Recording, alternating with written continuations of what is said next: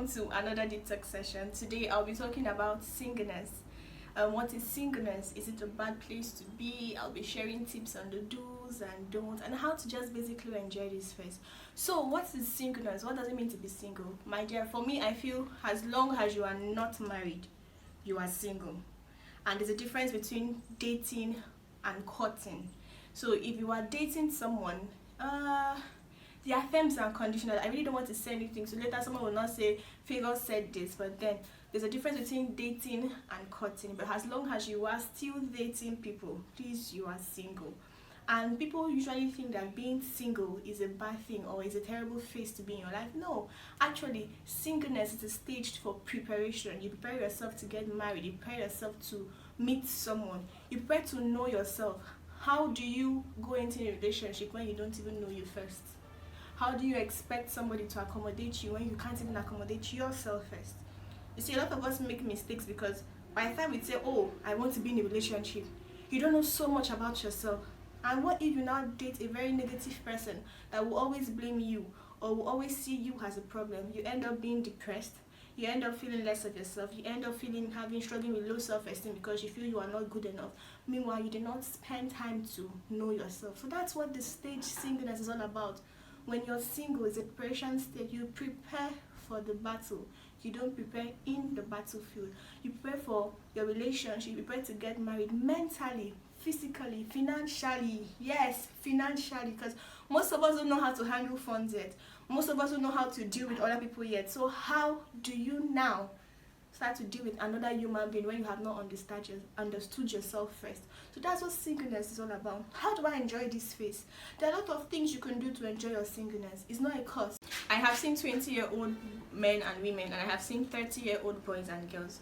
The truth is, maturity doesn't come with age, but I will not deny the fact that there's a particular kind of wisdom that comes with age. But then, growth and maturity has nothing to do with age. It's deliberate. You have to make up your mind. So if you are not making that deliberate decision to get mentally stable or get mentally strong to the point where you can accommodate people. I know people who don't like sharing their space with another person. It's about them alone. So imagine you being in that phase and then you don't know that, okay, you don't know that this is who I am or these are the kind of things I like. You now wake up in the morning and you have one brother or sister that is now your husband that you have to deal with for the rest of your life. You will be angry. You wake up one morning, you'll be moody. And then you keep asking yourself, do I have a problem? What is wrong with me? Those little things scare, and these are the things that you find out in your single state or your singlehood. Those are the kind of things you learn or you get to know about yourself. See, it takes a whole lot to build relationship. It takes a whole lot to build marriage. It takes a whole lot to build another human being entirely. A human being that grew up in a different environment from your own environment, that had different morals and religion and upbringing and values. You now want to spend the rest of your time with someone else while you have not even known yourself. So that's what the singlehood is all about. Dedication. It's a time for you and God. It's a time for you to get to know God better and for you to get to know you better. And how much you get to know yourself better if you don't know the person that created you? So your singleness is a time for you and a time for you to know God too. So work on yourself. That's where growth comes from. Your prayer life growth starts from there. If you're not a prayerful person when you are single, until you will not be a prayerful person when you get married. And same with the husbands. The husband, if you're not a God-fearing person when you are single, you will not be a God-fearing man when you get married. If you have always been a womanizer, don't think marriage will just stop you. Nothing changes when you get married, only your name. Those attitudes are still there. So whoever you are when you are single is who you be when you get married. That's why this phase is very important. It's not a curse. It's not a bad place to be. Some people's singleness lasts longer than some. But whenever you're at that place and you really crave to be married, pray and ask God. The Bible says that He created everyone His own mate, a helpmate. Everybody on planet Earth has their own helpmate. So ask God, let my own come. I am ready now, Lord. Send him. Is there any other thing I need to learn? If there's something you need to learn, tell him please let me learn it so you can release the man or woman into my life. But if you have not learned it, please calm down. Brothers and sisters, calm down. That's why our generation is the way they are, because everybody wants to get married. Once you have money, you have a house, they think that's enough to make a home. No, it takes a whole lot to be in a relationship, a healthy one at that matter. It takes a whole lot. So ask yourself, am I ready mentally? Am I ready emotionally? Can my emotions carry the weight of being with someone? I tell people, even though you're not ready to get to that point in your life, then why date? Because you still keep hurting yourself. Brother one or sister two will hurt you. Before you know, you end up meeting your wife with half heart. Before you know, you end up meeting your husband with half heart.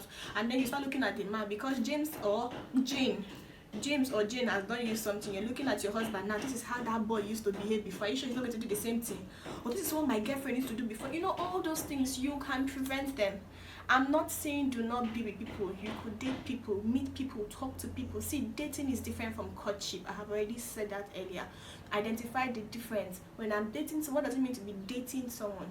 And what does it mean to be courting someone? There are two different things. Terms and conditions apply. So when you and someone are dating, you should establish what are the terms and conditions of this thing we are doing. Don't step into what you don't know. Don't step into what you're not ready for. So work on yourself. So that is what the singlehood is all for. Preparation. When you hear singleness, have in mind preparation. So until I meet you on our next Deep Talk session, I hope you have learned something about being single. Remember, being single is not a curse. It's not a bad thing. Yours may last longer than your friends. Yours may last longer than your sisters or your neighbors or your people around you. Suppose own might be shorter. You might be single till 30. You might be single till 26. But in that place, keep preparing yourself. Keep trusting God, keep learning, and keep developing yourself always. See, we'll see you next time on another Deep Talk session. I love you all, and God bless you. Thank you.